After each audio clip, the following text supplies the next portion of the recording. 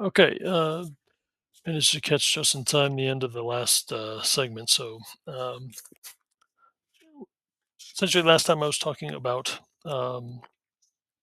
these kinds of this identity crisis in many cases that Russia was having, and to a certain extent, has always grappled with in its history, as far as whether to be a dominant Eastern-oriented power or a dominant Western-oriented power.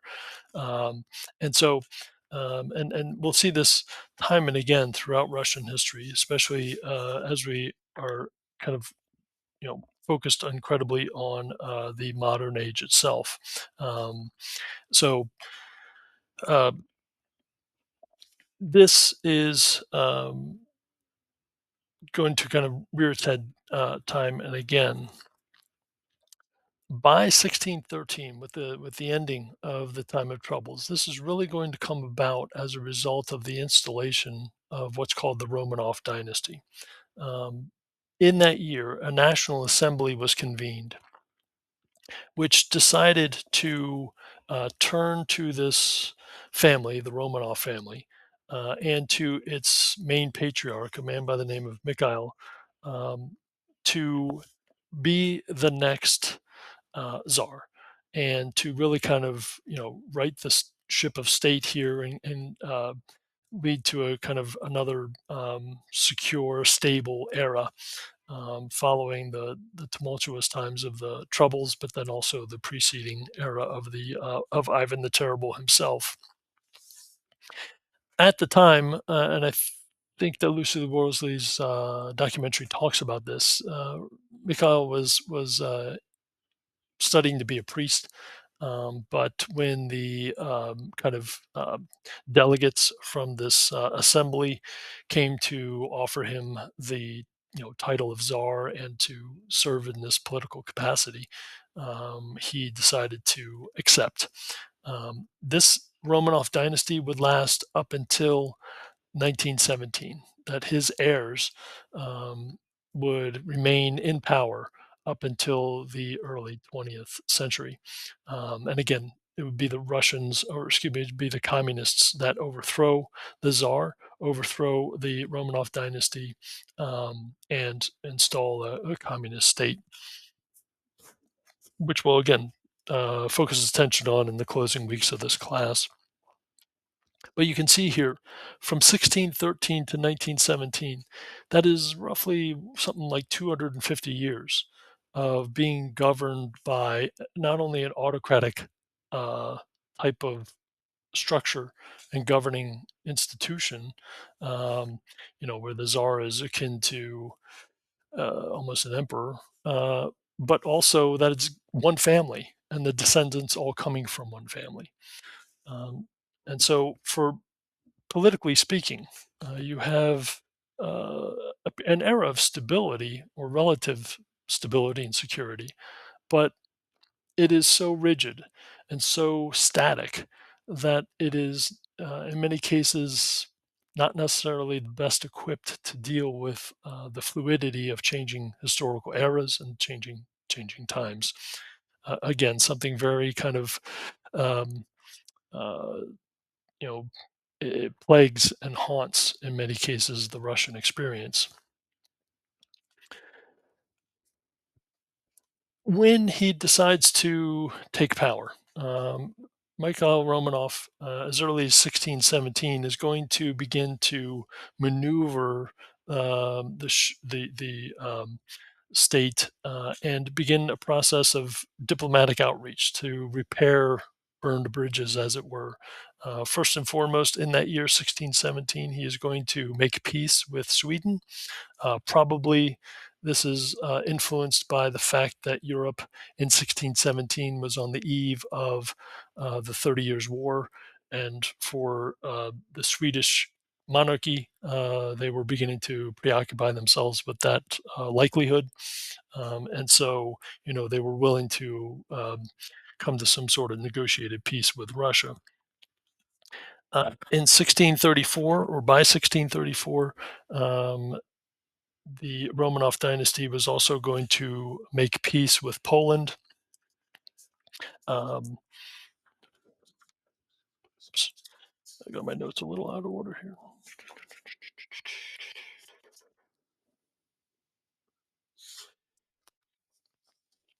In 1637, Russians were able to consolidate control over Siberia, the vast kind of expanse of the northern, Eurasian landmass. They were able by that time to establish a permanent settlement on the Pacific coast, really turning the Russian state, the Russian Empire, into a transcontinental power. In 1649, the Romanovs would go ahead and begin to institute what was called the Great Uluzini, a law code where that were particularly harsh towards the treatment of serfs. To give you an example here, serfs who ran away would be subject to capture and it would serve in perpetuity. So, in essence, this would lead to the kind of mantra of once a serf, always a serf. Serfs could be also be bought and sold from one noble to another, and they could, kind of be they could be transferred from property to property, from estate to estate, in that way.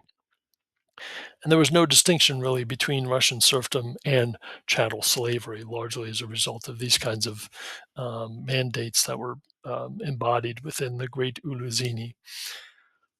And this would remain in effect up until as late as 1861, when the institution of serfdom within Russia would be abolished.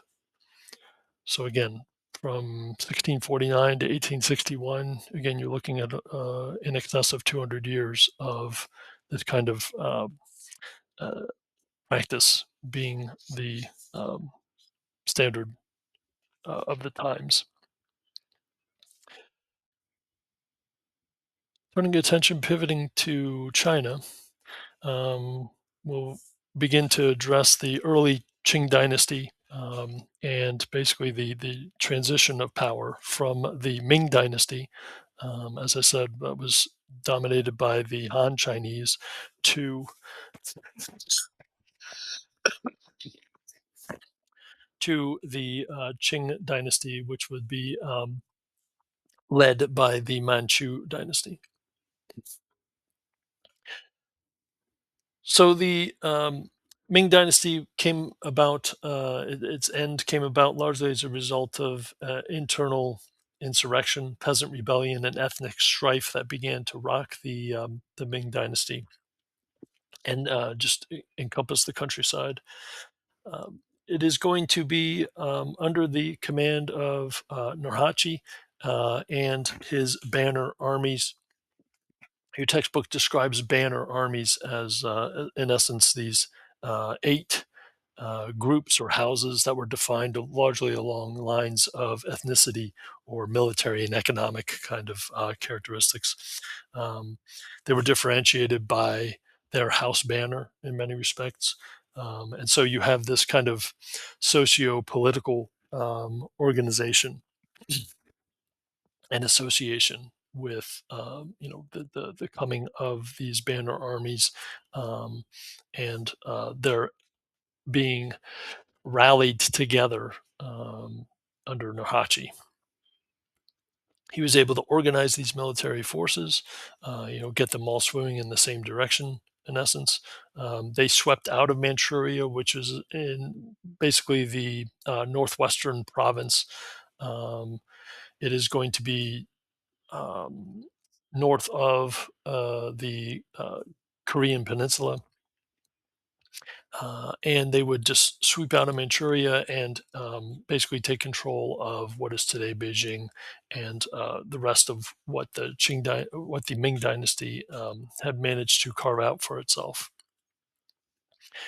And again, over time, this these people coming out of Manchuria became known as the Manchu. Nurhaci's son, a man by the name, or excuse me, would go on to establish the Qing dynasty, lasting from, as you can see, 1644 to 1911. Again, very parallel to what the czars were doing with the Romanov family. That here in China under the Qing dynasty from 1644 up until 1911, again in excess of 200 years, almost again 250 years or so, it is going to be governed, ruled, dominated by one um, dynastic um, foundation or group. What did this all mean? Well, not only was this a political transition, but it was also a transition of ethnic association as well. The Qing dynasty was going to adopt, in many cases, many of the established Han Chinese practices when it came to governing and administrative traditions. Why do that? Well, it helps to ease and take the sting out of being conquered. Also, it should be noted that the Han Chinese and the Ming Dynasty were pretty adept at governing and administering to the affairs of state, especially a state that was one of the largest in the world at that time.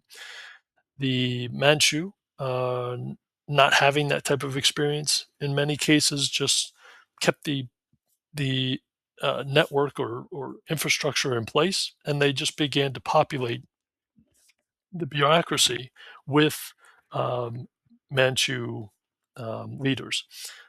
In many cases, the kind of subordinates would remain Han in order to kind of provide this kind of hybrid so that the Manchu uh, could get experience in governing in this new way over this expansive territory that they had no prior experience with, while at the same time the Han could, have some say in the middle and lower ranks of the government as to kind of governing and maintaining day-to-day affairs and ways of life. That's pretty. You see examples of that in human history time and again. So this isn't necessarily unique, but in this case, it is unique in the history of China itself. Um, and so this was able to cultivate, in many respects, good relations with the Han between the Han and the Manchu. Now, that always has to have a caveat or an asterisk to it. I mean, there were going to be varying degrees of success. There would be periods of rebellion, Han versus Manchu, um, but generally speaking, this was kind of an effort to instill this kind of practice, and you could be argued that it mitigated, what could have been really a period of severe instability and volatility. Again, as under the Ming Dynasty, Confucian philosophy was disseminated to a greater number of commoners. This is largely done through the form of public lectures, so that more rank and file, peasant like oriented classes of China were able to begin to come to terms with and begin to understand the basics, the rudimentary elements of um, Confucian philosophy. There would be also the continuation of administering civil service exams, something that had been established and practiced under the Ming Dynasty that would continue during the Qing Dynasty. There would be three formal levels to this: local governing kind of tests, provincial level tests, and also national or metropolitan um, kind of macro oriented uh, governing qualifying exams. More people, and by people I mean men, it was patriarchal, qualified for government service than were positions available. And so, what this meant is that there would be a rise in the offering of professional training and teaching to educate interested, you know, individuals, men in the affairs of government. So people began to hawk their wares as far as offering tutorials or coursework that would help them in succeeding at taking these civil service exams.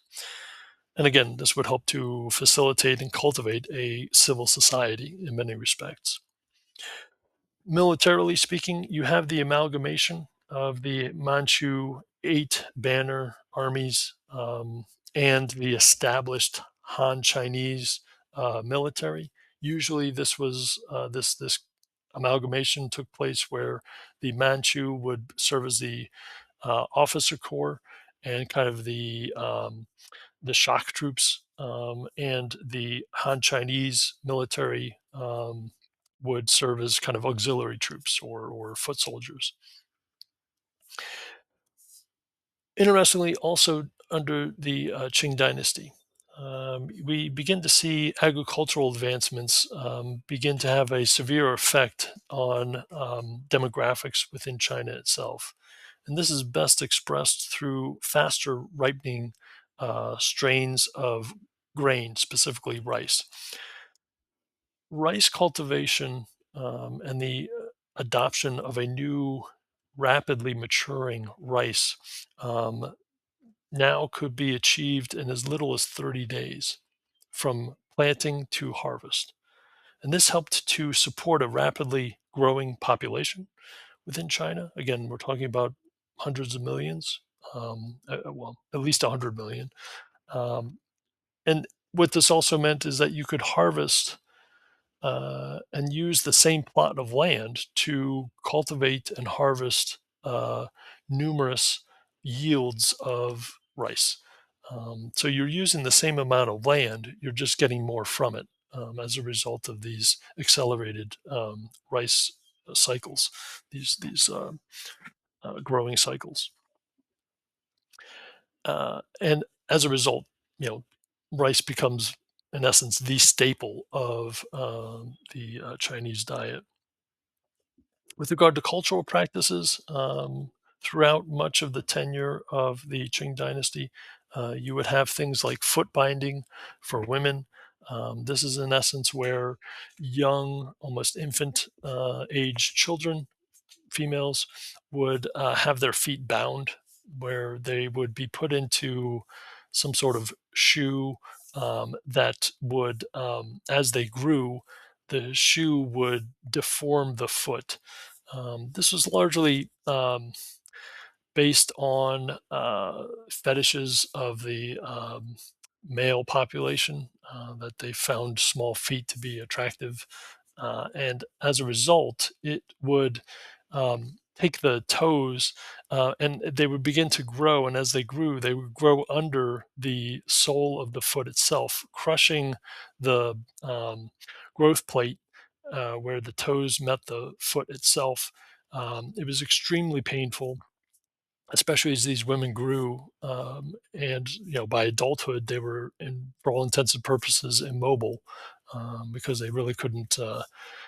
Their feet could not support their weight or their height, and so they were increasingly dependent on other family members for getting around, for seeing to their needs and such. But this was a sign of not only kind of attractiveness, but also a sign of social advancement. That if families that were well off demonstrated this by the fact that their women didn't have to work.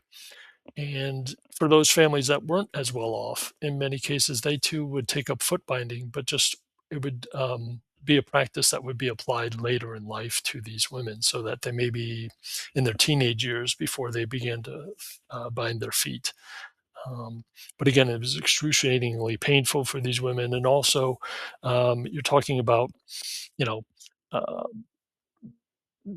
these hygiene becomes an issue as well, leading to kind of some pretty potent odors as far as, uh, uh, you know, infections and so on and so forth. So it was not necessarily a pleasant experience.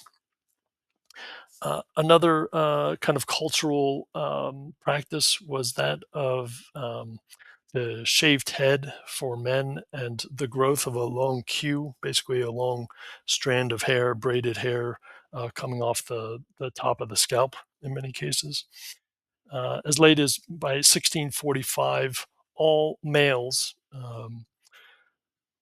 Han and Manchu, were forced to adopt this Manchu hairstyle. Um, if they didn't, it was punishable by death. And so what they would do is they would, and I'm not a good uh, kind of a good model here because my hair is receding already, but basically they would shave the head back to about the middle of the skull, and then the top knot would begin to grow and come down and be braided and extend, far down the back, in many cases down to the small of the back. So is rather lengthy. So these are again some cultural practices and efforts to distinguish kind of uh, Chinese identity in many cases. I've included kind of a graphic here of modern China, which is the borders here, as we know them roughly today. Um, and this area highlighted in pink is what uh, China would come to include, as you can see by the dates here, by roughly the mid 18th century. But this area in the red is mostly kind of what was under direct Han or Ming Dynasty China, but also Qing Dynasty China as well. And the expansions would come about through the intervening centuries under the rule of the Qing themselves. Moving attention even farther to the east, we come back to Japan, where we'll talk about and finish out this lecture on Japan's early Tokugawa era. So there was a need for securing hereditary rule, and again, as expected, with more kind of centralized autocratic styles of government. Uh, in leaving off, we talked about Tokugawa Aishu managing to bring Japan out of the Warring States era, really once and for all, and establish the Tokugawa era. Coming out of that experience, though, honor and loyalty remained primary. And with it came, under the Tokugawa era, a three-tiered feudal-like system. You had the Shinpan, the Fudai, and the Tsozama. The Shinpan were feudal lords most loyal to the Tokugawa family. That these were lords and members of an aristocracy that were, had been in it in the long run and been allies of Tokugawa for decades prior to the family's rise to power. And because of that, they were rewarded once the Tokugawa era started. They governed provinces that were located closest to the capital of Edo, which was the name of what is today Tokyo, roughly in this area here. Next in this hierarchy came the Fudai. These were lords loyal to the family, kind of just on the eve of their ascent to supremacy. And so they were rewarded with lands kind of in a radius farther out from the center. And then at the most distant fringes was that of the Tsozama, those lords and allies that came to the Tokugawa's camp um, after Tokugawa had already kind of managed to succeed and consolidate control um, in his own hands.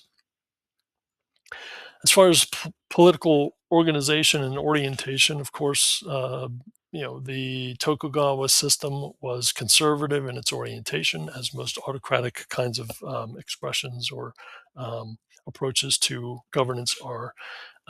They were They eventually came to kind of promoting a sense of seclusion, trying to remove themselves or limit and police the amount of contact with outsiders. They focused on Confucian styled ethics, and also melding that with Japanese antiquity to preserve as much as possible a sense of identity for themselves. This was predicated on ideas of racial purity and also homogeneity within the society itself. It was also because of the consolidation of political power, the peace that was brought about as a result of it. This led to new expansion of economic growth. We see during the Tokugawa era a transition from a rice economy, or basically a barter like economy, to the use of money. Again, a characteristic of more sophisticated economic activity. We also see improvements in the standard of living. We see population growth. We see the rise of a vibrant merchant class. We see new cultural expressions beginning to come about, specifically coming from this merchant class itself. They fueled kind of creativity in the arts and supported interests in things like religion. They wanted to continually um, demonstrate reverence for Shintoism. With regard to art, they began to take an interest in the kabuki and its kind of uh, live performances. With regard to literature, there were advancements as well, where we see an interest in reading and writing, specifically of novels, during this period of time, and also the introduction of haiku, which is basically a short form poetry with 2 to 4 stanzas or 2 to 4 lines of poetry. Let me see how much time we got left. Okay, well, this may run over just briefly, but I'll try to wrap it up. This era, 1600, when the Tokugawa family comes to power, also coincided with increasing contact with Europeans. And initially, Tokugawa Ieyasu was going to befriend Spanish missionaries. As early as 1602, he allowed Spanish traders into eastern portions of Japan. In 1609, he would allow Dutch traders and merchants to establish trading posts in western Japan.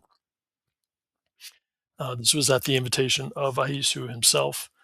By 1610, relations become more formalized, um, but few traders kind of followed up with coming to Japan. And by 1612, we begin to see a pivot towards xenophobia in some cases, where by 1612, Ieyasu began to order the crackdown on Christianity within Japan itself. That he was not happy with the amount of conversion that was taking place. And he also came to realize that Japan could trade with Europe without having to convert to Christianity. And once that became clear, then this kind of aversion to proselytizing and missionary kind of zeal um, begins to you know take root, and they begin to push back against that.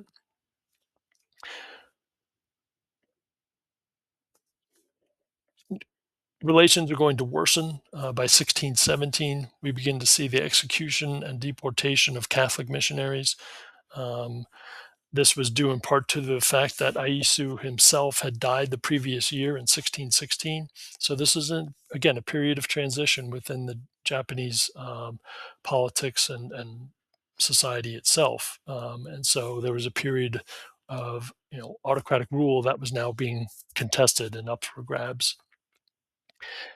I'm going to stop things here, and I'll just take the last couple minutes to in a part three to round things out. So stay tuned.